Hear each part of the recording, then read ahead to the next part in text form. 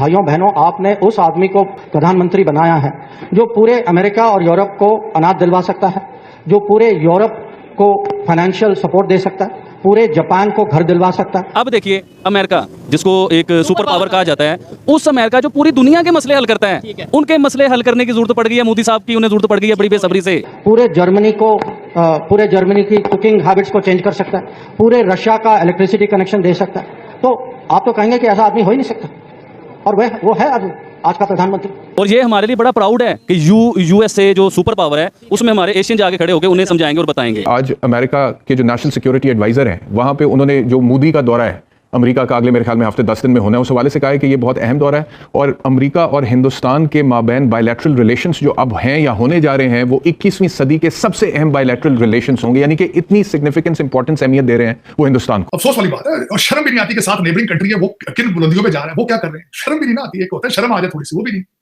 कि वो क्या कर रहे हैं और हम क्या कर रहे हैं। वो चढ़ाइयों पे है, ये गहराइयों में है। एक सच्ची बात है जो यहाँ पाकिस्तान में सभी लोग करते हैं कि आपकी आर्मी ने वो कमाया है जो काश हमारी आर्मी ने कमाया होता, और वो है इज्जत। अब पता है एक रिपोर्ट अच्छी है, गधों का बहुत इजाफा हुआ है और गधों की तादाद में गलबन लाखों का या हजारों में लाखों का ये रिपोर्ट में लिखा हुआ है। 21 से 58 लाख। हाँ, ये गधों में इतना फखर आप बाजार जाए ना तो आप यकीन करें ऐसा लगता है जैसे जेब आपकी कट गई है, मिलता भी कुछ नहीं है, हसरत भरी निगाहों से। Welcome to my channel for another reaction video on Pakistan. तो इस वीडियो में हम लोग इंडिया और पाकिस्तान का जो इकोनॉमिक कंडीशन है उसको थोड़ा कंपेयर करेंगे। देखिए हम कंपेयर क्यों करना चाहते हैं, ऐसे देखिए कंपेयर तो करना नहीं चाहिए बट फिर भी एक चीज उठा है चीज़ें, इसकी वजह से हम कंपेयर कर रहे हैं। और ये कंपेयर क्यों कर रहे हैं मैं आपको थोड़ी देर में ही बताता हूँ। देखिए नरेंद्र मोदी जी का बहुत सारा जो स्कीमें हैं और मान लीजिए एक्चुअली सेंट्रल गवर्नमेंट के जितना भी स्कीम्स है मान ली और उनका फूड की पॉलिसी है, I don't like them, seriously मैं बोल रहा हूँ, I don't like them that much. But उन्होंने ये जो टोटल 9 साल में जो किया है ना, आपको उनको सराहना चाहिए। फॉर एग्जाम्पल ये जो जितना भी हमारे पास ये जो फूड ट्रेन डिस्ट्रीब्यूशन जो बोला जाता है, राशन मिलता है ना लोगों को, वो ऑलमोस्ट आप मान लीजिए आप यूरोपियन को खिला सकते हैं ऑलमोस्ट सिमिलर थिंग्स कि आप जितना भी घर बना है वो जापान में उतना ही घर है टोटल। ये सेम तकरीरें कर रहा है हमारा जो फॉरेन मिनिस्टर है मिस्टर एस जयशंकर, और ये उन्होंने किया है दिल्ली यूनिवर्सिटी में। उनका एक मीटिंग था, मीटिंग में तो 1-to-1 डिस्कशन था विद स्टूडेंट्स, तो वहाँ पे उन्होंने ये सब चीज़ें बोला है। और एक चीज़ मैं आपको बोल रहा हूँ, एक टाइम था जब पाकिस्तान के साथ यूएसए का बहुत अच्छा रिलेशन था, और उस टाइम पे क्या हुआ था कि यूएसए ने नरेंद्र मोदी जी को कोई वीज़ा पॉलिसी नहीं दिया था, मतलब कोई वीज़ा नहीं दिया था। लेकिन अब देखिए ये जो टोटल 9 साल में ऑलमोस्ट नरेंद्र मोदी 7 बार वहाँ पे गया है, और 2 बार तो स्टेट गेस्ट के मतलब एज ए स्टेट गेस्ट वहाँ पे उनका विजिट हुआ है। तो ये एक्चुअली दर्शाता है कि इंडिया एक ग्लोबल स्टेज में अब उभर रहा है धीरे धीरे, और इंडिया का यहाँ से देखिएगा ग्रोथ जो है ना वो बहुत ऊपर ही जाएगा, नीचे कभी नहीं आएगा। अब मैं आ जाता हूँ कि हम लोग ये डिस्कशन क्यों कर रहे हैं इंडिया और पाकिस्तान का जो इकोनॉमिक कंडीशन है उसके ऊपर। इसका रीजन है कि देखिए पाकिस्तान में इकोनॉमिक सर्वे आया है, आपको पता होगा इंडिया में भी इकोनॉमिक सर्वे आया है, लेकिन वहाँ पे इकोनॉमिक सर्वे ना पूरा यूनिक कैटेगरी में है। वहाँ पे इकोनॉमिक सर्वे में ये दिखाया गया है कि वहाँ पे जो डोंकी का जो पॉपुलेशन है ना वो बहुत ज़्यादा बढ़ गया है, ऑलमोस्ट 5.8 मिलियन मान लीजिए 58 लाख बढ़ गया है।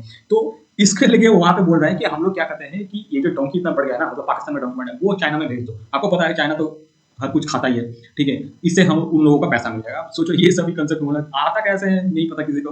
अब आगे कि पाकिस्तान इसके ऊपर क्या बोल रहे हैं हम वो सुन लेते हैं। ये हमारे यहाँ जो परिवर्तन आया है खाली देश में नहीं, पूरी दुनिया की परिवर्तन है एक किस्म से, क्योंकि हम दुनिया के आज सबसे पॉपुलस नेशन है, हर 6वां आदमी हमारा नागरिक है। अब देखिए अमेरिका, जिसको एक सुपर पावर कहा जाता है, उस अमेरिका जो पूरी दुनिया के मसले हल करता है, उनके मसले हल करने की जरूरत पड़ गई है मोदी साहब की, उन्हें जरूरत पड़ गई है बड़ी बेसब्री से। अब एक सेकंड बात सुनिए ना, अब मेरा टॉपिक है भाई, आज मुझे बोलने दीजिए प्लीज। आपके मेरे सुनने वाले समझ रहे हैं कि मैं क्या कहना चाह रहा हूँ। अब देखिए ना कि मोदी साहब जिसे सारी जिंदगी हमारे टीवी बताते रहे कि मोदी साहब जो है ना ये टेररिस्ट हैं जो भी हैं, और ये भी बताते हैं कि यूएसए में उनको बैन हो चुका हुआ है। आज उन्हें अपनी जरूरत पड़ी है, उनके कांग्रेस में वो जाके पूरा खिताब करेंगे, और दुनिया में शायद मेरे ख्याल से मेरे इल्म के मुताबिक सबसे मेन इशू चल रहा है रशिया का और यूक्रेन का जो इशू चल रहा है, इसके ऊपर उन्होंने पीस की स्पीच करनी है, दोनों की सुलह करवानी है। तो किसकी जरूरत पड़ी? नरेंद्र मोदी की अपने टाइम के लिए पाबंदी, और आज जरूरत पड़ी है तो उन्हें बुला के प्रोटोकॉल भी हर चीज होगी। लेकिन मैं आपसे ये कहना चाह रहा हूँ अभी लास्ट वीडियो में, कभी आसमान पे मोदी लिखा जाता है, कभी कोई उनके पाँव छू रहे हैं, कभी उनसे कोई जफ्फी डाल रहे हैं, कोई उन्हें बॉस कह रहा है, कोई उन्हें वीआईपी वेलकम कर रहा है, कोई वो ऑटोग्राफ देना चाह रहा है। तो सर मोदी साहब में कोई तो बात है कि अमेरिका सुपर पावर बुला रहा है कि यार हमारी सुलह करवाओ, मतलब यूक्रेन की और इसकी सुलह करवाओ, कोई तो क्लास है ना मोदी की। देखिए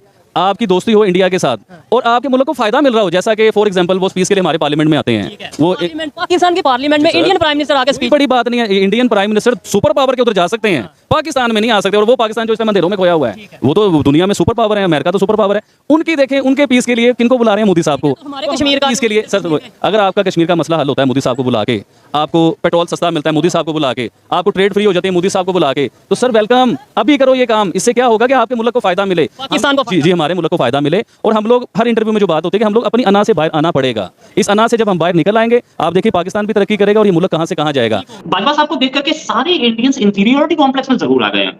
उनको दिखता है यार इनका आर्मी चीफ कभी। आज जो इकोनॉमिक सर्वे ऑफ पाकिस्तान ने फिगर्स दिए हैं उसमें जो चीज सामने आई है कि पाकिस्तान में और किसी चीज में इजाफा उसने किया या नहीं किया, गधों की तादाद में इजाफा हो गया। कुछ हो ना हो, मौजूदा दौरे हुकूमत में एक शय में तो इजाफा हुआ और वो हैं गधे। खोते जो है ना पाकिस्तान में खोते, वो इकोनॉमिक सर्वे कहता है कि पहले थे 57 लाख, अब हो गए हैं 58 लाख। गुज़श्ता 3 वर्षों में जहां महंगाई में इजाफा देखने में आया, वहीं मुल्क भर में गधों की तादाद भी बढ़ गई है। फैसलाबादियों ने मेरी कुछ लोगों से बात हुई, उनका कहना है कि ये गिनती में गलती हुई है, शायद एक आध सिफर कम लग गया। गधों की तादाद में बहुत ज्यादा इजाफा हुआ है पाकिस्तान में। अब पता एक रिपोर्ट अच्छी है, गधों का बहुत इजाफा हुआ है और गधों की तादाद में गलबन लाखों का या हजारों लाखों का इजाफा ये रिपोर्ट में लिखा हुआ है। तो इसके अलावा जी 21 से 58 लाख। मतलब ये गद्दों में इतना ये, हाँ ये सब बिल्कुल सही कह रहे हैं। तो ये कमाल की चीज़ है और होना चाहिए ऐसी हुकूमतों के साथ, ऐसे इसी किस्म का इजाफा मतलब था।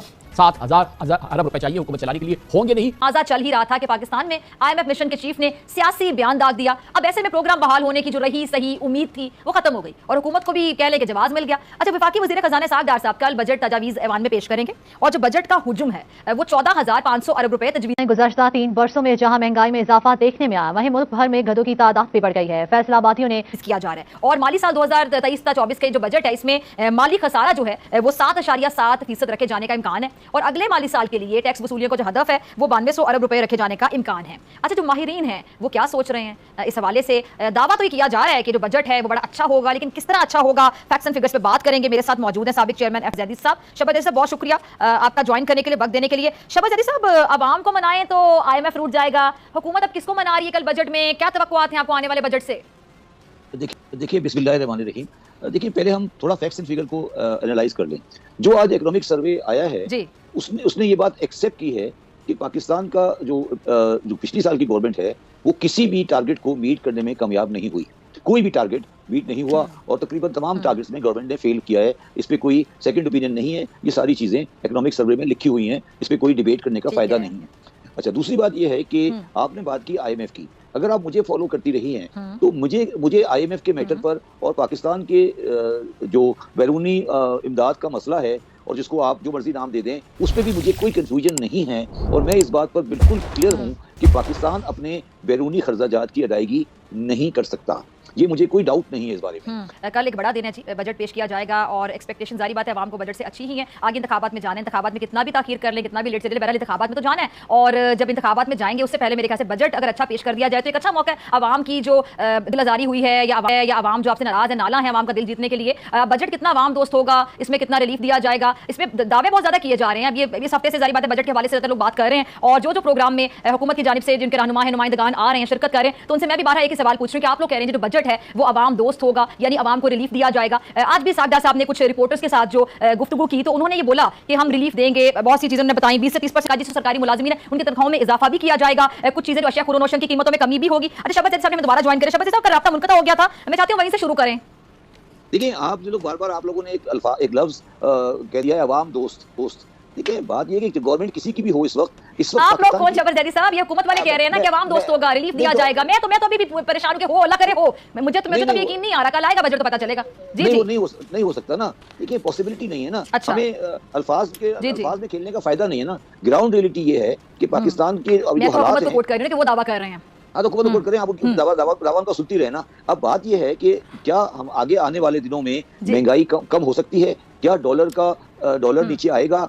बात यह है कि IMF के साथ जो हमारे ताल्लुकात हैं वो 6 महीने से डेडलॉक में पड़े हैं। तो हमारा मसला तो ये है कि हमने वो सारी चीजें की जो IMF कर रहा था और 6 महीने तक हम उनको नाराज भी करते रहे, तो हमने सारे नुकसानात तो बर्दाश्त कर लिए और फायदा बर्दाश्त नहीं किया। वो बुनियाद उसकी वजह ये है कि ये जो गवर्नमेंट है, इन लोगों के पास ये क्लैरिटी नहीं है कि ये क्या चाहते हैं बेसिकली। देखिए, बात ये है कि IMF आपको ये कह रहा है कि आप ये बात एक्सेप्ट कर लें कि आप अपने खर्चाजात के अदायगी के काबिल नहीं हैं। ठीक है, अगर आप इस बात को एक्सेप्ट कर लेंगे तो हम आपके साथ एक नया सिस्टमेटिक प्लान लेकर आएंगे और आपको बेल आउट भी करवा देंगे। अब हमारी जो अना है, हमारी खुददारी है, हमारी खुदी है, हमारी अनानियत है, हमारी बिला वजह की जज्बातियत है, उसने पाकिस्तान को आज इस जगह पे लाके खड़ा कर दिया है कि पाकिस्तान का ये जो आज इकोनॉमिक सर्वे आया है, ये पाकिस्तान की 75 साल तारीख में कभी भी 0.029 की कभी आज तक पाकिस्तान का ग्रोथ रेट नहीं आया है। ये lowest, one of the lowest in 75 years है। तो अब इसके बावजूद भी अगर हम अच्छी बातें करें या लोगों को कंफ्यूज करें तो वो एक गुमराही होगी और हमें नहीं करना चाहिए। ठीक है, तो यानी कोई अच्छी उम्मीद ना रखें। अच्छी उम्मीद तो मतलब नहीं, उम्मीद तो सब होगी ना रखें। नहीं, उम्मीद तो देखिए, उम्मीद तो यानी अच्छी उम्मीद, एक मिनट शब्बीर जैसे आपने भी एक लफ्ज़ यूज किया, आपने कहा बिला वजह की जज्बातियत, यानी जो अच्छी उम्मीद अगर हम रखे हैं तो वो भी बिला वजह की जज्बातियत होगी। हाँ बिल्कुल जज्बातियत है। देखिए मेरी बात सुने, एक रियासत है जो कि नाकाम हो चुकी है। मैं नाकाम क्यों कह रहा हूँ कि वो रियासत अपने 5-6 करोड़ लोगों को पावर्टी लाइन से नीचे है, तालीम नहीं दे सकती, हाउसिंग नहीं दे सकती, सिक्योरिटी नहीं दे सकती, जो अपने लिए, तो वो रियासत तो नाकाम रियासत होती है ना जी। अब उस रियासत के बारे में अगर आप बैठ के अंग्रेजी बोलना शुरू कर दें और फिगर वर्क देना शुरू कर दें और आप ये कहें कि आटे का थैला 2200 रुपए का है 10 किलो का और पाकिस्तान की मिनिमम तनख्वाह जो है वो 25,000 रुपए है, तो वो इंसान कैसे जिंदा रहेंगे। तो अब हमें ये फिक्र ये नहीं देखना कि हम पाकिस्तान को तरक्की कैसे करेंगे, हमें ये देखना है इस वक्त कि पाकिस्तान को आने वाली तबाही से कैसे बचाया जाए, क्योंकि मुझे आने वाले दिनों में तबाही नजर आ रही है। तो मुझे मेरा ये मकसद इस वक्त नहीं है। शब्बीर ज़ैदी साहब देखिए, आप सीनियर हैं, आपकी बड़ी खिदमत हैं, आप चेयरमैन एफपीआर भी रह चुके हैं, मईशत को बहुत अच्छे तरीके से समझते हैं, गहरी नजर रखते हैं, समझबूझ है, आपका तजर्बा है। अगर कोई आपको मशवरा देना चाहे, मशवरा तो किसी का भी सुना जा सकता है मेरे ख्याल से, उसमें तो कोई पसंद या नापसंद नहीं होती। कैसे जो आप कह रहे हैं बेहतर होगा आपके मुताबिक, चलें बताएं कोई तजावीज़। देखिए पाकिस्तान के जो मारूजी हालात हैं, इसमें जो सियासी पार्टियां